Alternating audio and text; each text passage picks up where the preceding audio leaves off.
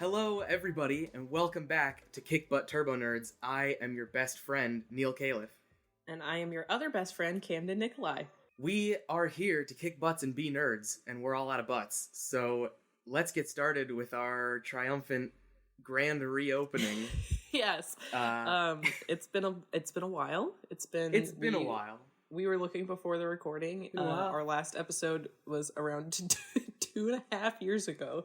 Our last episode was 2.5 years ago. Our last recording was about 2 years ago. That recording is probably not ever going to see the light of day. No, that one is unsalvageable for a multitude of reasons. There's many things that are wrong with it. The topics were okay. We'll maybe revisit the topics. I was re-listening to an old episode, to our second episode, and everybody will find out why in a minute.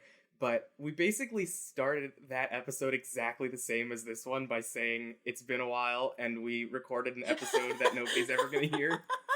So such is the pattern of KBTN. It's a pattern. We don't even have 10 episodes yet. No, and honestly, that's. But we officially have our second almost. lost episode now. Although it's not so much lost. It's not really lost. It's just like in We're the not vault, gonna release never it. to see It's in the the vault. light of It's day. in the vault. It's like after both of us pass away, our estates will like release that episode in 50 years, and then everyone will go, maybe. "Oh, that's why they didn't release it." It was. It's also. I mean, that episode already, if we were to release it now, would be so incredibly outdated. Because oh boy, so much has happened in 2 years. Yeah, man. You wanna go first and just fill everyone in on like how you're doing and what's going on? We're not going to get into the current state of the world because you already know what it is. I mean, you can look at the date and see. Yeah, exactly. We don't need to. I don't need to tell you what you're feeling. No, I know you're feeling it. It's a fun podcast about fun things. Exactly. Doing well. Got a new job. Have boyfriend. He's great. He is great. Have dog. Got a new kitten. So if you guys hear meowing in the background, it is the new kitten. His name is Dr. Biscuit, also known as the Stink. So, everybody say hello to Dr. Biscuit, also known as Stink. Say it right now, back to your phone. The Stink. We can hear you. The Stink. Important. I apologize, the Stink. He is a proper noun. He is the definite article. Yes. But yes, if you hear him screaming, it's because I'm not paying all 100% of my attention towards him, and I'm also not going to play fetch with him during this recording because he's loud as fuck. So he'll be the guest on the next episode. Yeah, I mean, he'll probably make an appearance in this episode just by being a nuisance, but he's great. Love him so much. There he goes. He just meowed. I didn't hear it, but we'll see if it comes through on the recording. It probably will. He's across the room, so you can't hear it, but my phone is definitely going to pick it up. But yes, things are good. Things are well. What about you? Things are also good and well for me. But it's, 2 years, man. Like, the last episode has changed with you.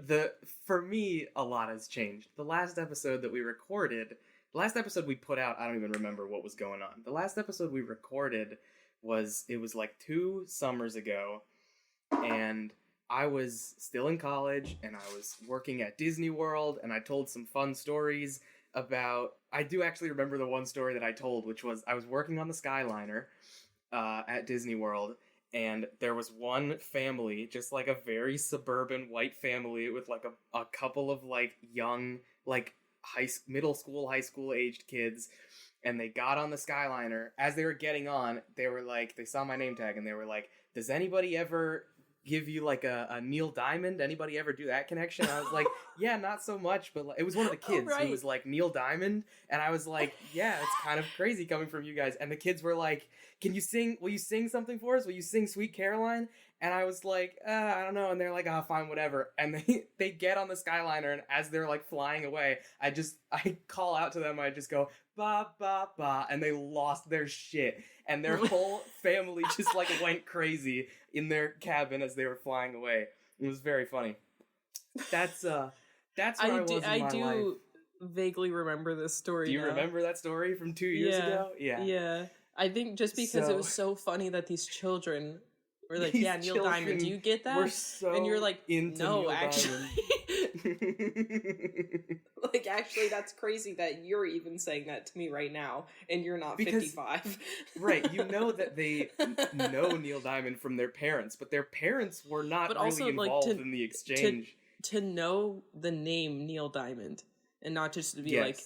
Not just to know Sweet Caroline, but to know by the name Neil Diamond Sweet himself. Caroline, but to be like, you know, I know that guy who sings the song too, and he has the same name as you.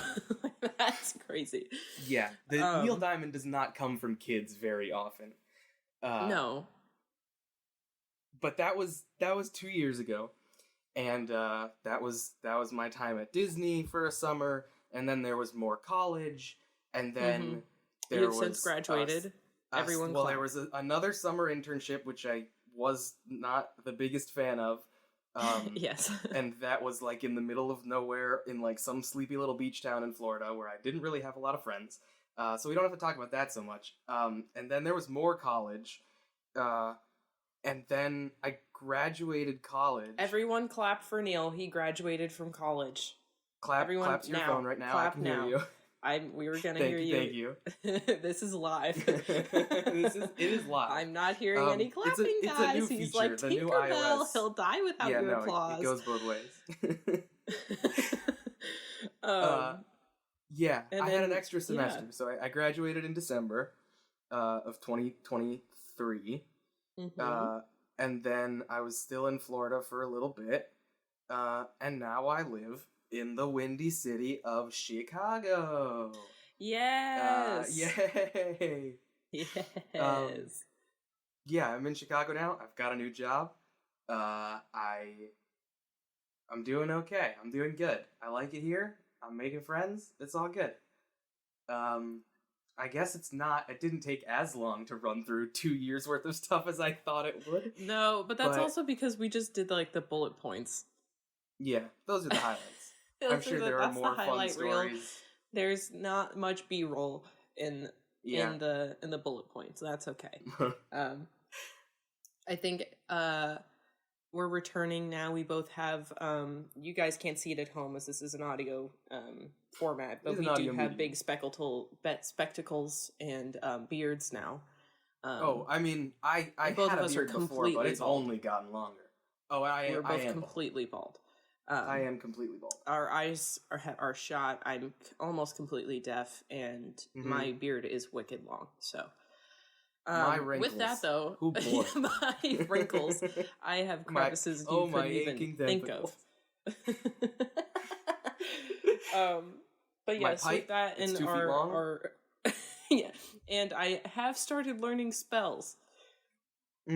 So that's something that they don't really go over when you're aging, but like you do just have this innate knowledge of magic and whimsy as you. It's like when you graduate high school or like college, and you're like, "Why did nobody teach me about taxes? Nobody taught me like this and that. Nobody taught me how to like do adult things while I was in school." Nobody taught me Your what a cover letter was. grandparents won't tell you this, but like, you get to grandparent age, and like.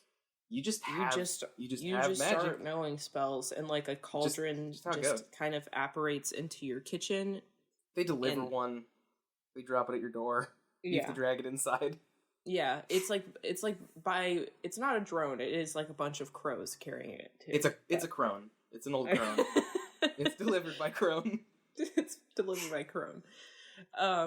But yes, so we are full of infinite wisdom now that we did not have 2.5 years ago.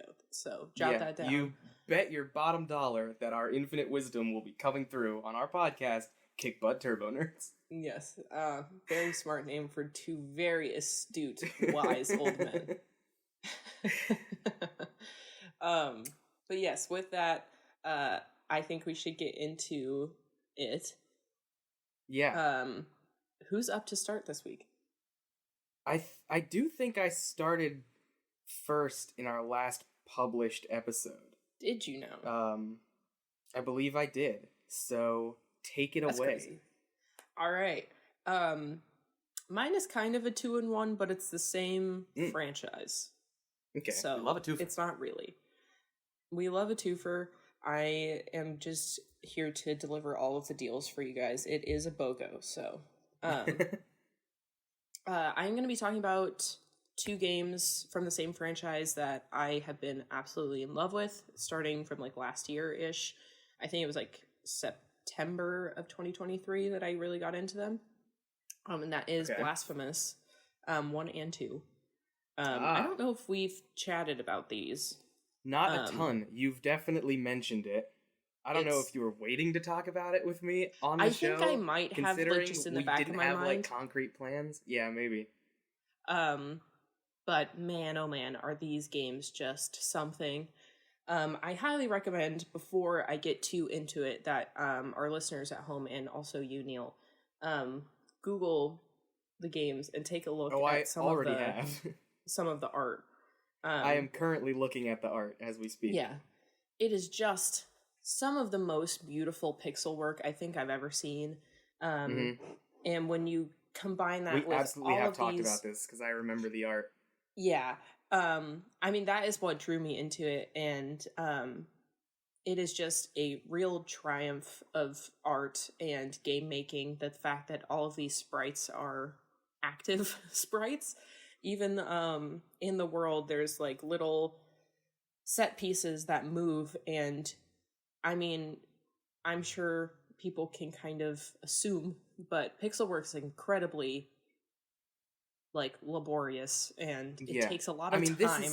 It's so ornate. It's not like hear pixel work and think like it's not Mario. Wow, I can't pull a great example. Yeah, it's not like Mario 64. Mario. It's like full scale. These could be like paintings. If you blur your vision by half, it's full ornate. Like they are really beautiful, incredible works of art done through Gothic, pixels. Very very inspired sort of by like Spanish Catholicism, and yes. And it is the aesthetic of it is really what drew me into it. But what it kind of became for me was this amazing. It's an amazing platformer. It's very fast paced, and the combat is so skilled. It's kind of like hack and slash, but it's also a platformer. And it has some of the like, it's not even really I guess it is a skill tree, but it's mostly for your weapons and things like that. But the reward system in the game is rewarding enough that you feel like you're making progress, but God, the whole game is just punishing. Which usually I'm not big into that. Usually I'm the type of person that plays Minecraft with keep inventory on. Like, I'm just trying to chill. The only game I voluntarily play that I would describe as punishing is Cuphead, which I think is the same kind of thing where it's like mostly the art that drew me in. Yes. I would honestly, that is kind of, except for it being level based, this is just like a world that you have to, it's almost like, it's kind of like Dark Souls, honestly, but just 2D platforming. Dark Souls, but like a side-scrolling platformer. Correct. Wow, that's it's not cool. Even a side scroller. It's just like open world ish. Like you have freedom to come and go wherever you want. As the story progresses, and once you have the full map unlocked, you can go wherever. It's just like you're probably going to get killed, and it is incredibly difficult to go from one place to the next. And the checkpoints are very few and far between. Which really pushes you to become better at the game, which is something that I really enjoyed about it, is that learning the game is a huge part of enjoying it. And you are It does sound a little Dark Soulsy. Yes. Are there those battles that you're supposed to lose? Yes. Where you have to keep doing it and dying before you like learn the game and how you're supposed to do things? Yes, honestly, it does have that marked, like, Dark Souls brand of, there's that first boss about 2 rooms after you're thrown into the game that just absolutely, if you have no idea what you're doing, will just decimate you. Is it also some sort of shambling, monstrous beast? Yes, it always is. And, like, That's one of my favorite part of it is the creature design in these games are very heavily inspired by, like I said, like Spanish Catholicism. There's people with the incense bells. There's these huge church bells that people are hiding in and will run after you in, and you can't hurt them because they're in these huge bells. Whoa. There's spirits that are in floating coffins that will throw lances at you. There's people holding big spindle wheels that will use them as like maces. It's just such a inspired game that I really haven't seen anything really like it. I just haven't seen anything. Did make it? I will just have to look it up because they don't have that information on the Blasphemous. Oh, see, I forget about the genre title of Metroidvania. I mentioned it Castlevania, is very but much, like, yeah, it's they call it a Metroidvania game, which is it's a very specific kind of based on Metroid and Castlevania, like a sort of platformer. It is so good. It's Team 17, the game kitchen. Team 17. And it is just one of the most inspired games that I've seen in a very long time. I don't really know any of their other games, Team 17. I don't think. I don't recognize any on there. Do you know if you've played any other games from them? I don't know. Let me take a look-see. I mean, I have played... Okay, well, they did Worms Armageddon, so yes. Worms Armageddon. I am unfamiliar. Overcooked? They did Overcooked? What is this? Wait, can we stick on Worms Armageddon for a second? Do you not know the Worms franchise? I don't know the Worms franchise. Oh my god, okay, well this was like a huge part of my childhood. Whoa. That's like, you have like teams of worms that you have to like try and eliminate all the other worms. It's like basically... They're like army worms? Yes. It's like warfare? Warfare? Wormfare, if you will. Wormfare. And then they also did a pinball game? Yes. And the pinball game is actually, if I remember correctly, it's actually pretty good. I mean, of course. It was an early 2000s. I didn't know that they Windows did Overcooked, but they did Overcooked as well, which is like a cooking game that's almost like, do you remember like Diner Dash and like those kinds of games? It's kind of like that, but instead of you being the waitress, you're the kitchen. You are the kitchen? Like everybody in the kitchen? Yes. Overcooked is good. It's a multiplayer game. We should play it sometime. Is it on? It's just on everything? What did you play it on? I played it on Switch. When you played it? I think you enjoy that. It's difficult as hell, but it's fun. I was a big fan of those games. We played, for Max and Rose, if you're listening to this, remember that sushi game? I don't know, Camden, if you ever played the one that was like a sushi kitchen. I want to say it was either Miniclip or Addicting Games, and it was oh my god, you're a sushi chef. Do you remember that one? Also, I miss the age of the internet that there was just little games everywhere. There were Newgrounds, like the death of Flash Player. Really, yeah. I mean, you had Addicting Games. It just the Flash being, retired, shot in the back of the head, taken out back. Really did a number on like historical internet games. I forget the name. There's a like open source sort of like project that saved. You know what I'm talking about? That like saved Flash games. They have their own like whatever player they have, and you can basically go back and play like I think it's like hundreds or thousands of old Flash games that they have like archived, which is pretty cool. I can't remember what it's called, but I wonder if I can find it really quick. I'm sure you could.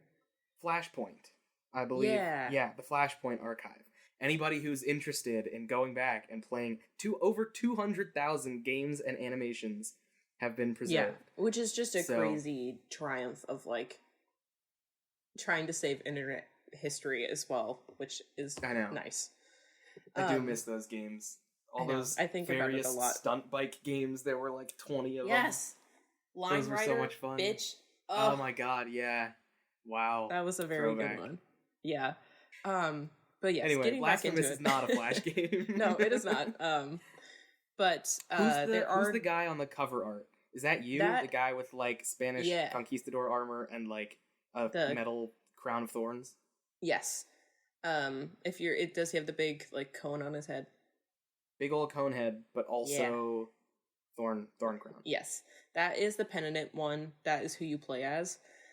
There is like a very, very extensive lore to this that is almost, the way that I read it, almost like satirical religious commentary. When you say satirical, it's not a comedy though. No, not at all. Doesn't look like there's any comedy in this game. No, it is not any comedy in this game. This game is, when I said it's just suffering, that's all that it is. And like, it's very, when I say satirical, it's the way that they regard, so to kind of break things down. Mm-hmm. I mean, yeah, we haven't talked about like the plot or anything at all, really. Not really. So let me get back to my little notes here. So you play as the penitent one, who's a sole survivor of the massacre of the Silent Sorrow. And the Silent Sorrow was all of the penitent ones together, and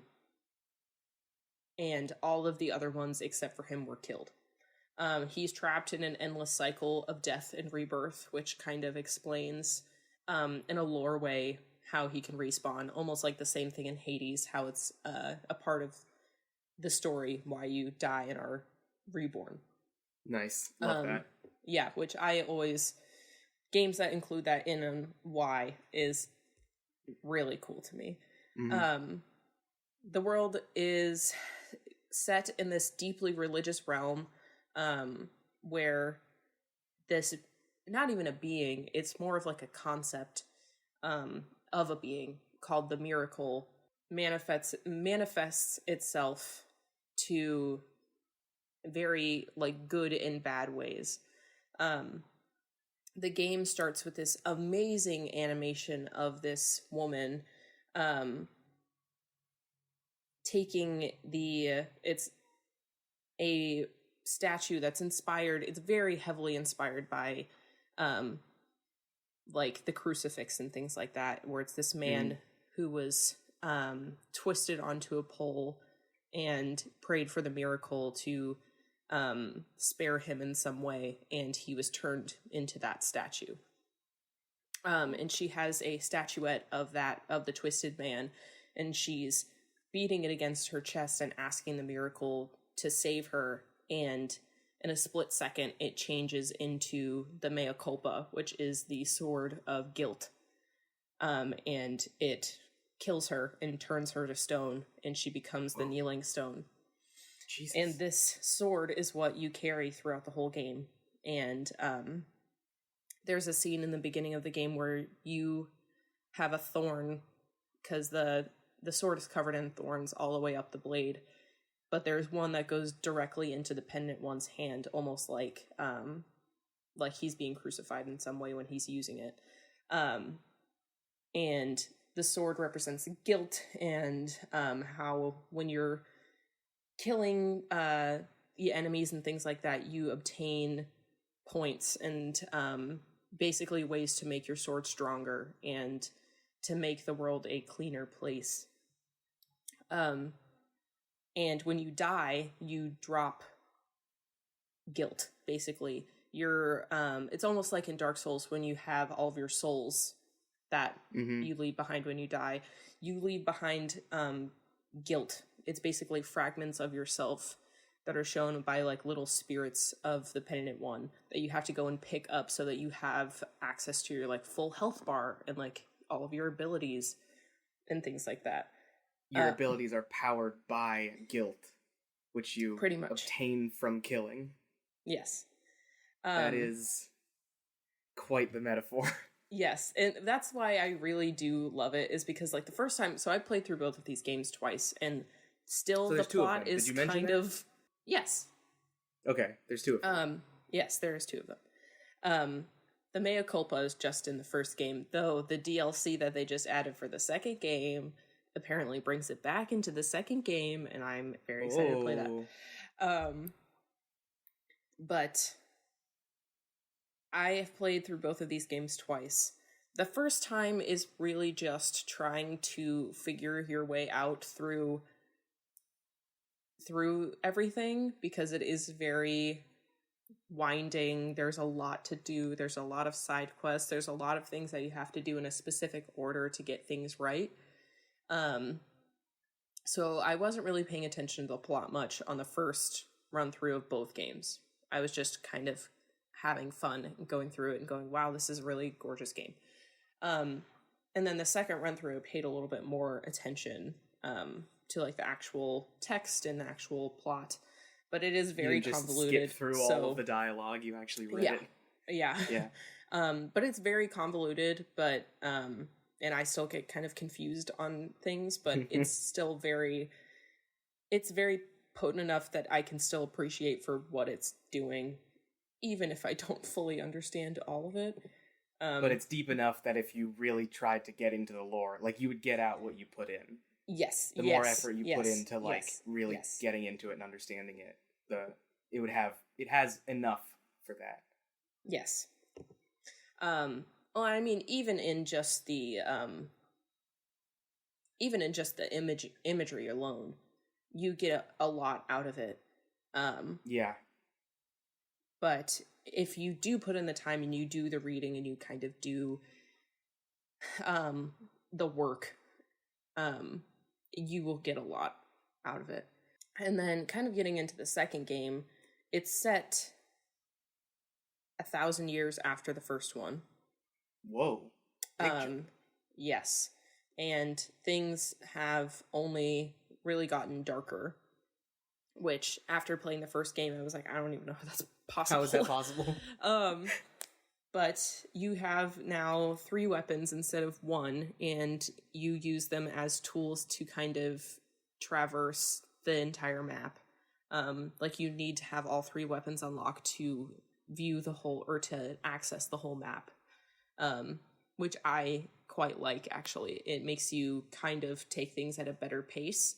I've heard some people say that they wish that they would just have access to the full map whenever, which I can understand the criticism, but also the amount of people that tried playing Blasphemous 1 and then stopped because they said it was too difficult because they were just trying to go all in without stopping and learning the mechanics. I'm like, there's a reason for these things. There's something to be said for pacing, yeah. Yeah, and I'm not going to be the person to shit on game devs for planning things out accordingly that way, and I think it actually do it. Really shit works. On game devs. They need it. No, they got I it won't. too easy.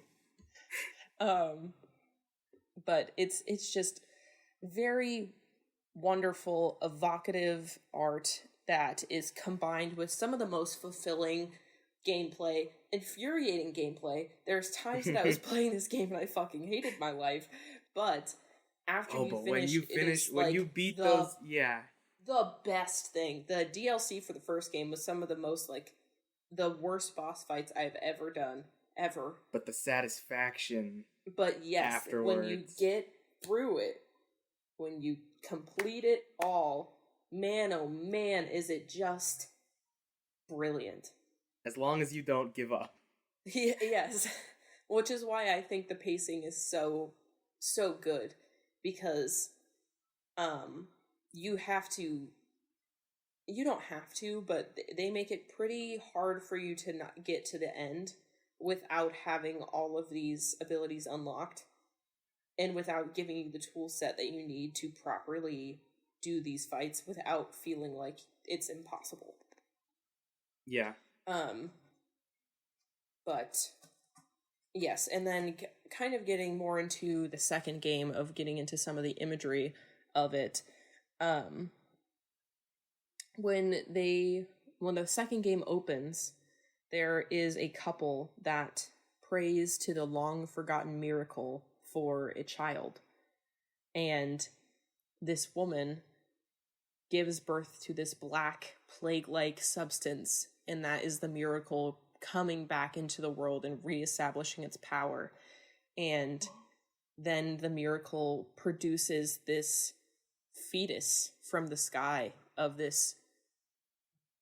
It looks like an adult in basically this womb in the sky, and it is just like beautiful, terrifying imagery to know that is like the miracle incarnate, and it's very like reminiscent of like Mary and Jesus, and basically like how death creates life and all of these things, and how their world is being punished for this energy coming back into the world.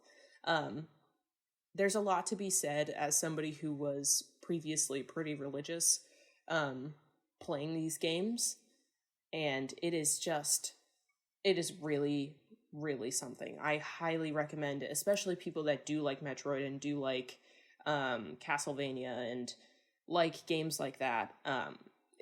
If you're looking for new games and you have not heard of Blasphemous 1 or 2, highly, highly recommend them. They are some of the most brilliant games that I've played in a while. And I'm sure in the future I'll talk about a few other games that I've been playing, but those are the two that kind of stick out to me the most right now, of things that have like really impacted my personal zeitgeist of media right now. I mean, the art is just, it's absolutely breathtaking. Is just phenomenal. The only critique that I will give the second game is that, and I think a lot of this has to do with funding and probably time. Because after the first one, there was a very heavy demand for a second game. I mean, this game was very well received by the people who enjoy it. They absolutely adore it. And I am kind of case in point for that. But they kind of relied more on just regular traditional 2D animation for the opening scenes of the second game. And that kind of took me out of it. It's not quite the same style. It took me out of it a little bit. It's not pixel work. It's just like animation. And the animation's gorgeous. But when you go from these very evocative, nothing takes you out of that universe in the first game to that being kind of the first thing that you see with the second one. That does take you out of it just a little bit, but the animation is still gorgeous. But I can imagine how labor intensive that which is why like I at first was bummed, and then I was like, wait, I'm actually being really selfish, I think. You're the problem. Yeah. So I'm sure it was already hard enough to get this game off the ground again. Just to make it in the first place, yeah. But I think that it was really worth it for the people who worked on this game, because it truly is a triumph. I mean, both of them are, of not only gameplay itself, but also just a piece of art. It is gorgeous. It is so good. The music in it also is phenomenal. It's very, very Spanish, very gothic, very dark, and it really works. It's just very atmospheric and really, really lends to what they're trying to do, I think. I love that. I'm gonna have to play this game. You should. It's on. What did you play on? You played it on Switch? Yeah, I played it on Switch. And then I have on my PS5 on PlayStation Plus. It is the first one is available on PlayStation Plus for our listeners. I don't know. That's not as easy to borrow from you, but no. But yes, I'm sure it's available. The games are on Switch. Yeah, for most consoles, if I had to guess. Yeah, I think it's on Steam as well. If I am remembering correctly, I would be very surprised if it was not available somewhere on PC. Yeah, that is my... It is on Steam, yeah. Yeah, that is my topic for today. Highly recommend to people looking for new things to try, or people who know what they like and think that sounds like something they would enjoy. Cool. Yeah, everybody go check out Blasphemous and Blasphemous 2 and the DLC. Yeah. Yeah.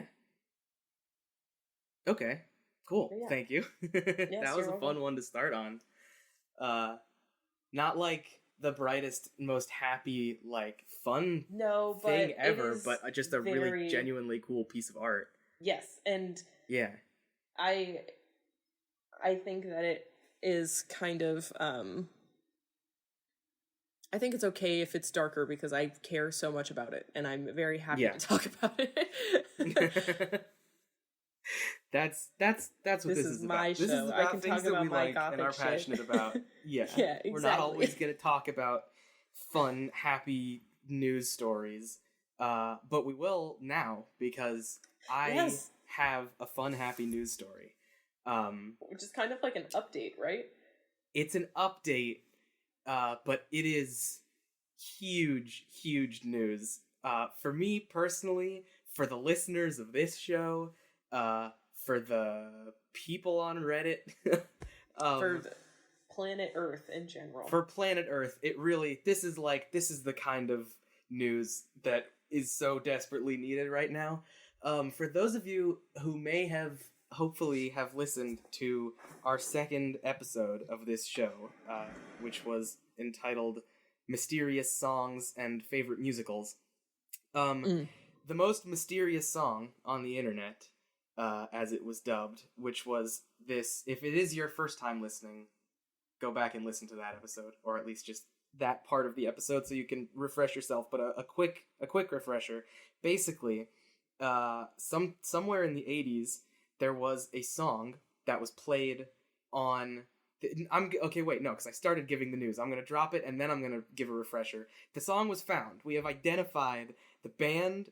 It's the best possible ending we could have gotten to this saga, and it's not even over. The background is somewhere in the 80s. There was a radio station in Germany that played a song on the radio, and there was a girl and her brother who heard it on the radio. They recorded it onto a cassette tape, and they were like, oh, it's a good song. Let's try and figure out what the song was or who wrote it, because they didn't catch it off the radio, or the radio maybe never said it. And it's 2024, and or at least as of, this month, like, it was unknown. Nobody could figure out who wrote this song or where it came from. And it's a great song. It's super catchy. There's a snippet of it in the last episode. I'll probably throw another snippet in here somewhere. Yeah. But it was the effort to track down this song. There's a Reddit that was very, very popular.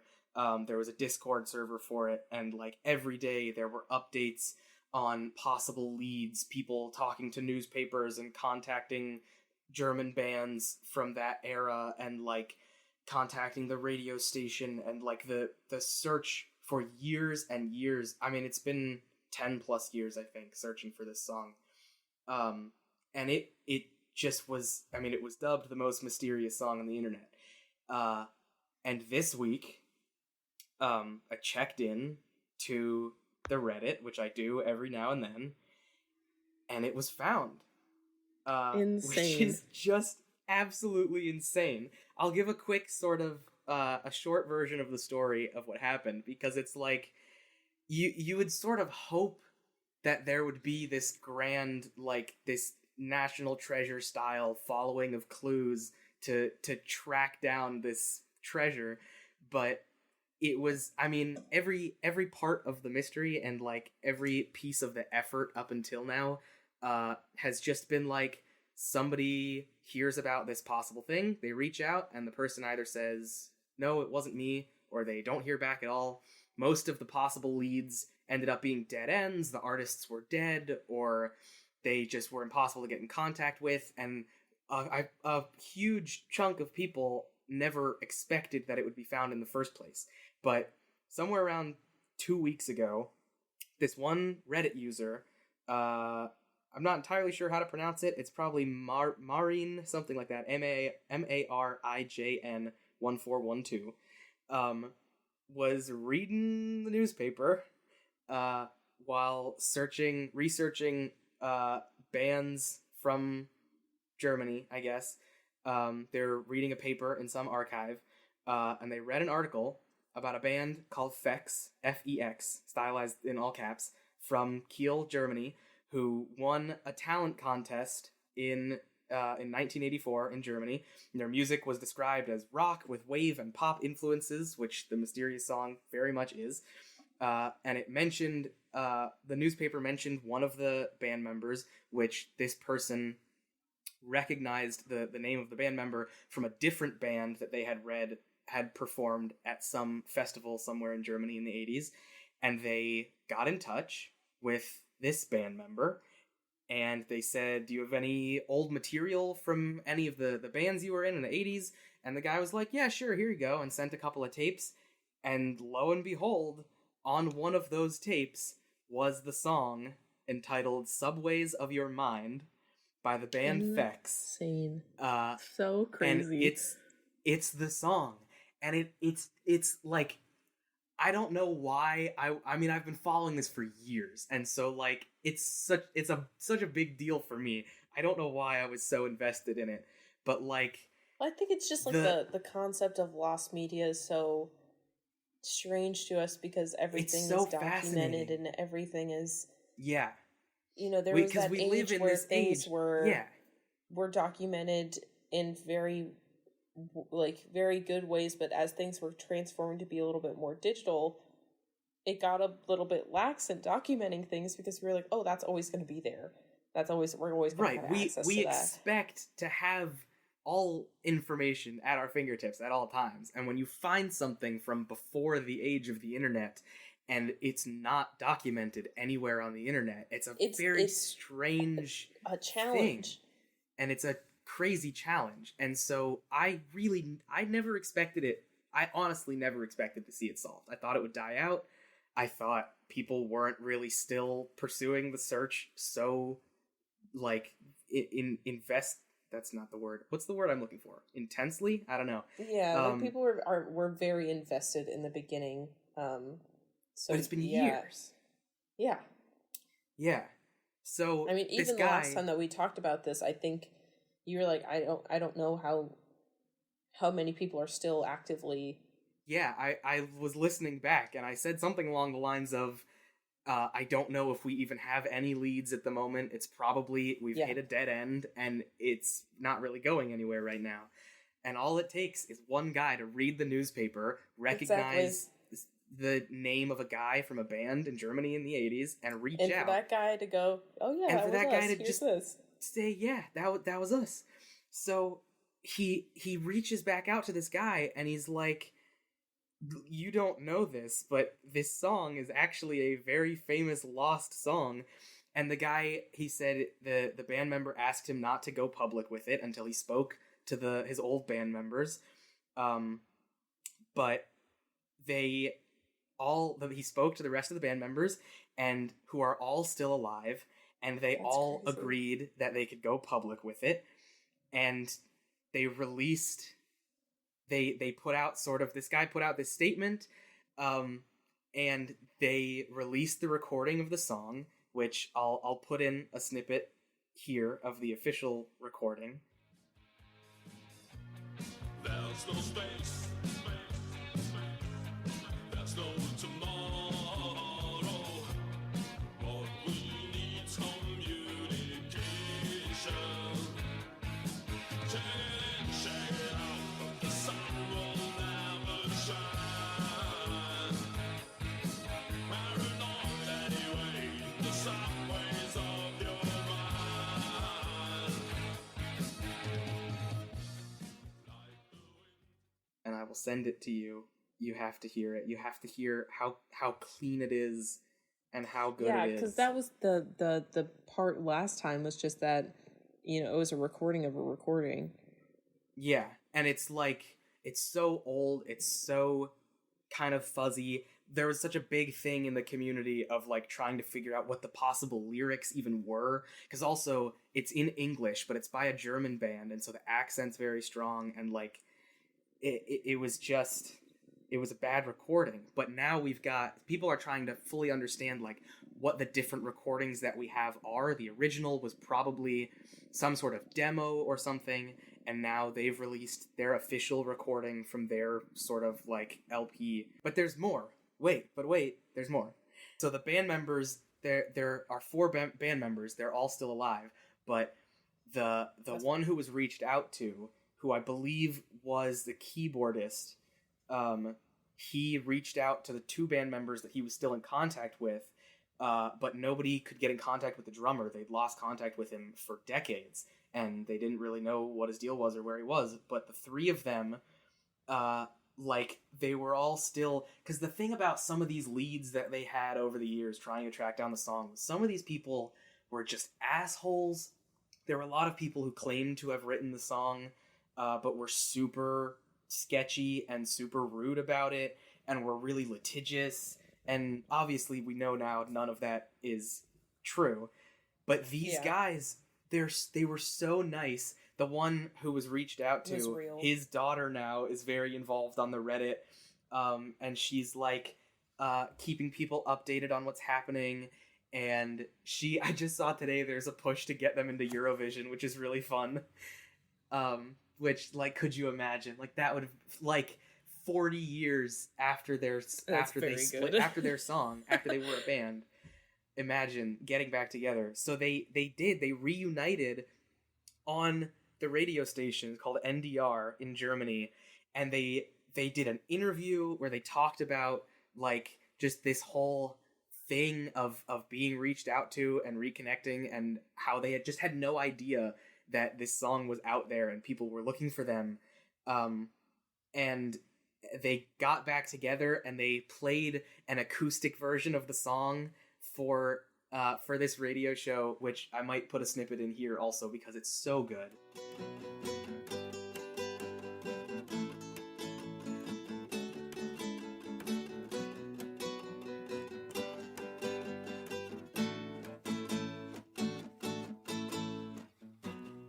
Like the wind, you came here running. Take the consequence of living. People are commenting on the video about how it sounds like the closing credits song to this whole saga, which it really does. It's so good. Honestly, makes me a little emotional. Yeah. Well, I mean, like, that's just a crazy... Not only is it, like, the internet has been trying to find this for, years at this point, almost a decade.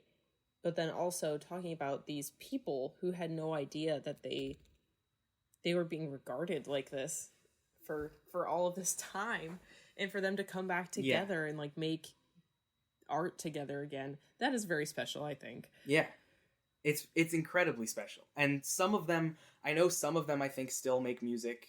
Obviously not as this band anymore, but some of them still do their own things. Some of them I think don't really make music so much anymore. But another update that I read today, there was I want to say it was a radio station, not the same one. I think it was a different radio station who managed to get an interview with the drummer, and they have connected the drummer back up with the other three. So the four of them really have reunited. They said they're planning to re-record the song. Oh my gosh. Yeah. There was an interview with the drummer where... Oh, actually, I think it was the same radio station, because the host was like, we had three members of the band in the studio yesterday, and they played the song for the first time in 40 years. And he was like, there was one person missing, that the other three had lost contact with for decades, but he contacted them after he found out about it all, and he said he saw in the local newspaper on the culture page, he was reading it, and he saw the name Fex, and he said, the quote is, "I read across the page, and the name Fex caught my eye, and I said, well, you know that." He's like, I know that name. Hold on. I recognize that name, Fex. I was in that, I think. I was in that. So he reached out to the radio station. That was me. And they connected him back, and they were a real band. They didn't really have the commercial success that they were expecting, which is why they kind of split up. But they have 3 other songs, which are now published and like out there. There's a picture of them holding up their tape with the mysterious song. Subways of Your Mind on it, and their other music. They have a logo. There's a picture of them. There was a greatest hits by upcoming German artists or something in the 80s that was published as like a record. And there's a picture of them on it from the 80s, like this really fun black and white picture of them.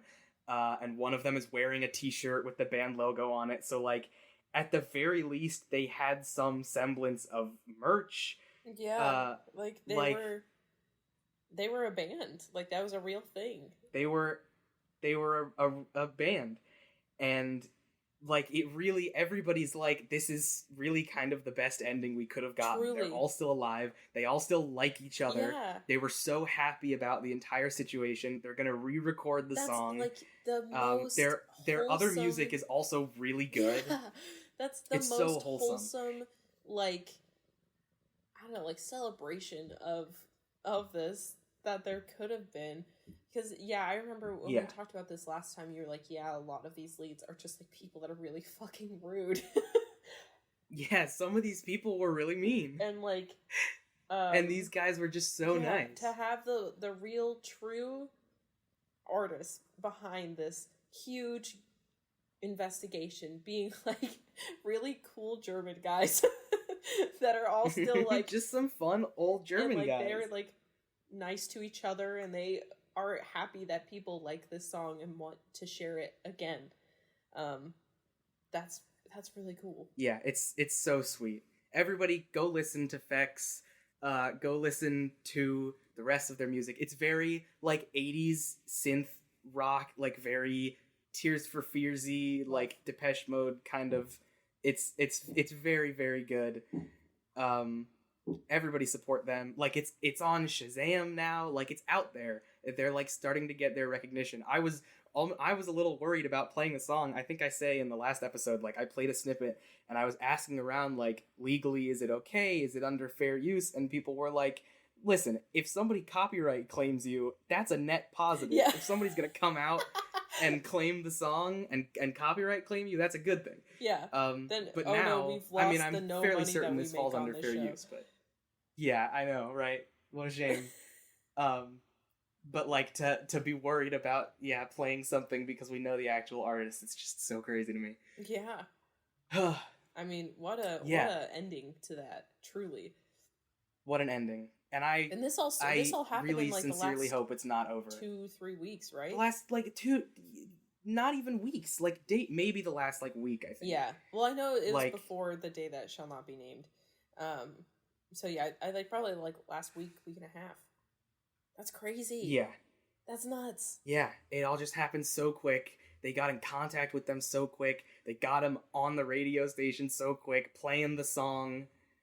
Just the fact that the person reached out and the guy was like, "Oh yeah, that's us." Like, that's nuts. Yeah, just here you go. Because he didn't even the guy from the band who responded, like I think the person who reached out didn't say exactly why, didn't like talk about the search or like this song specifically. He just was like, "Do you have any of your music from then?" And the guy didn't, so like he didn't even know what was happening when he provided this music to this person. That's and it even just so crazier. happened that he just handed over a tape, or maybe he digitized the music for forever. And just there it was. Yeah. It's just, I get chills. Yeah. Wow. And what like, are the chances there's all, and now, like, all of our questions are being answered. I mentioned in the last episode, like, one big thing that people were using as a lead was, like, they figured out exactly what synth preset was being used, and so they could track down exactly what model of synth from what year was being used in the song, and, like, the guy who played the synth on the song, like, sent a picture of his synth and was like, yeah, you got it right. It was the DX7. Crazy. That was it. That's crazy. Yeah. Wow. Yeah. I mean, great investigative work by everybody on Reddit.com. Thank you to all of the unemployed people putting in the work. I'm kidding. I tease. I love you, Reddit. I don't, but I do.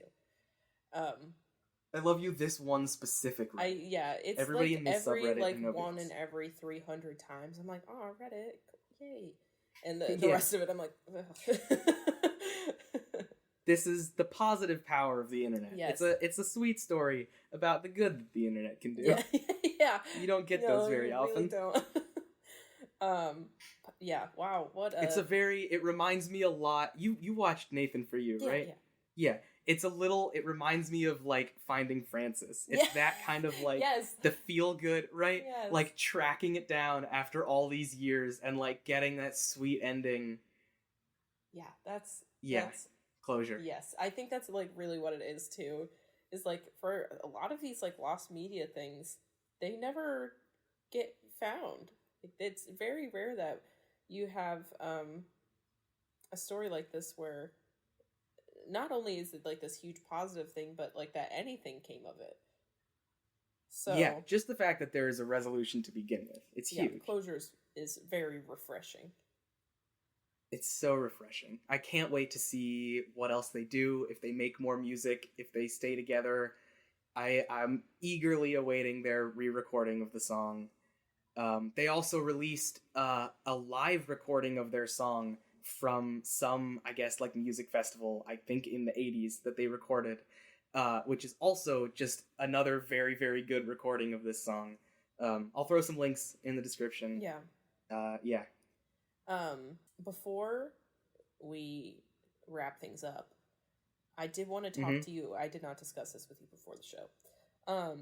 No, you didn't. Did you see and have you played the new Stardew Valley update? Because we've already talked about Stardew Valley, so I can't talk about it again. So I'm talking about it now. I haven't played Stardew in a while, actually. So I hadn't either. It's probably, like, since the last time that we played together. So it's been almost a year and a half for me, just because I go through big phases with Stardew where I play nothing but Stardew for a good 3 months, and then I put take the a game good away. long break. Yeah. Yeah. Highly, it is very good so far. I restarted. Give me like the one sentence pitch for the update. What's so crazy about it? There's just more of a lot of things. They recommended that people start their games from, like, they recommended people make new farms because there's just a lot that they added in there. Is there, like, more to the story too, or just, I don't know, like, if there's more to the story yet. I'm just like, barely new mechanics, through... new items, new things like that? Yes. And, like, new places to go, and they added some things post... New people? I think so. I think Really? they added That's new big. things post community center, other than the Ginger Island and things like that. They've added in new manuals for, like, mining and farming, so that, like, if your character finds them, they, like, will, like, I think they learn new recipes or something like that. But yeah, there's new farm layouts. There's one that's specific towards, like, livestock, and it comes with, like, a bunch of grass already planted, and it comes with 2 chickens in a coop already, and I gotta get on this. Yeah, they just put it on Switch, and you know that's, like, my jam is playing Stardew on the Switch, just because I don't have a mouse for my laptop, and I hate using a trackpad to play games. But I just started, I'm, like, halfway through spring year 1, and already, like, there's some changes that I'm like, wow, this is really cool. I'm really enjoying it. So I think that you should give it a try, and our listeners, who I'm sure the Venn diagram of our listeners and people that play Stardew Valley is almost a complete circle. So, and, like, the people that aren't in this circle already are, like, updated. our parents. So, yeah. So if you haven't played the update yet, I know it's been available on PC for a little while, but on Switch it just came out. I gotta get on that. We'll have to play together. It's been I know, it's been forever. But yeah, I just wanted to mention that quickly, because I can't make it a new topic under the wire, because it's not big enough to talk about right now. 1, because I don't know everything, and 2, because I would just be talking. We've already talked about Valley it again. Yeah. Which maybe, like, give it another 50 episodes, maybe we'll revisit it. But I don't want to think that far ahead yet. Yeah. But yeah, that's all I had to add on to our current conversation. Okay. Well, cool. This is fun. Yeah. I'm glad we're back into it. Yeah. Thank you, everybody, for listening. Thanks to those who stuck around. Anybody who's still around. Yeah. And to anybody that's new it means a lot. in both of our lives that has expressed interest in seeing us continue this. And also the people who have been asking both of us randomly, pretty recently, about us coming back. There have been quite a few people, randomly and recently asking for us to come back, which means a lot. Yeah. So knowing that, hopefully this will become a more regular thing. That's really the plan. We have a semblance of a schedule. Are out of school and have regular jobs and adult schedules. Yeah. And I think that this is going to be a good comeback. We might do a slight rebrand. Stay tuned on that. But yeah, we'll see. I mean, we'll see. Maybe we already have. Maybe we have. The cover art is different. So, or maybe it's not. Do you guys like it? Or is it the same as before? Or is it bad? Does it suck? Do you hate it so much? Or is it the same as before? Did you hate that? Did you hate it Don't that tell too? us if you Maybe did. don't. Yeah. I made that. Maybe don't. I don't actually. I actually don't Only care tell about us that. if you liked it. But who does the thing? Reach out if you have topics that you think might be fun for us to talk about. Give us ideas. Yeah. I'm not going to say that we maybe accidentally lost our entire list of potential podcast ideas. But if that happened, we would appreciate. If that happened, we'd appreciate if we people would appreciate gave us recommendations as we rebuild from you the can rubble email us of our yes of our previous episodes. Yeah, we do have an email that you can send topics kbtnpodcast at gmail.com. We're also on social media. We're on Twitter, Instagram, and TikTok. I'm not calling Twitter by the new name. I believe KBTN Podcast. Yes. Honestly, yeah, I mean, who even knows if we're going to be keeping up with the Twitter, but the Instagram and the TikTok, knows? I'm sure maybe I'll make us a blue sky. We will. Yeah. But definitely the Instagram, the TikTok are going to be used, and we'll be a little bit more active on there. But as well as if you would like email, KBTN Podcast. If you'd like to directly chat with us, we are an email away, and we would appreciate any feedback, any topic ideas. Also, we did some stuff previously where people were sending in their things that they like to, things that they're nerding out about recently. So if you'd like to just get mentioned at the end of the show, we would be happy to shout you out and talk about your cool thing and talk about you. If you want to shout out on the show, let's do some fan engagement. Yeah. We'll do a Jumbotron. If you have a message, remember Jumbotrons?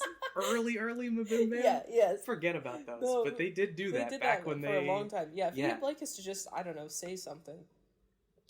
If you have a message you want us to say, that'd be fun engagement. Just you don't even have to pay us. If we get enough people wanting to do it, then we'll ask you to pay us. These early ones, it'll just be like, hey, hi. We have 2 people in our email, and you're one of them. We'll talk about you, I guess. But yeah, reach out. Please reach out. It's fun. We really do enjoy when people reach out. The few times that it's happened before has always been super cool for us. So, without further ado, I think that is it for this one. Thanks for listening. Thanks for sticking around. I forget already how we end it. I know we planned it. We talked about it. Is it me or is it you? I said it last time. I'll say it. You say until next time. All right. Well, until next time, kick some nerd butts. Turbo style. See you later. Outro music.